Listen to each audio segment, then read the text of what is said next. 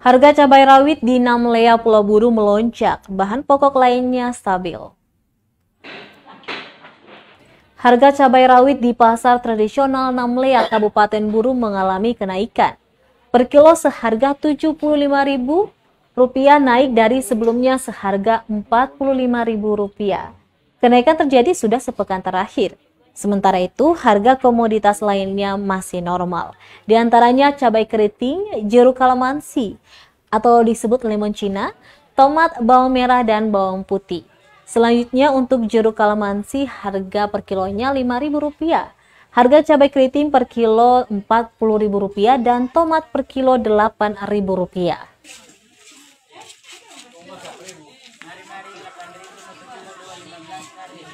Sementara yang naik cuma cabai kecil saja. Cabai kecil yang naik. Ya, per kilonya dia 75 penjualan. Sebelumnya itu berapa? Sebelumnya itu 45. 45. Kalau untuk tomat dan bawang turun. Kalau tomat sekarang itu turun harga berapa, Pak? Sebelumnya itu 10.000, sekarang tinggal 1 kilo 8.000, 2 kilo 15. Oke, kalau bawang putih dan bawang merah? Normal, seperti biasa. Sama. 1 kilo berapa itu kalau untuk bawang merah 30 per kilonya. per kilonya sama bawang putih? Bawang putihnya per kilonya 30 juga. Kalau lemon Cina untuk sementara lagi turun.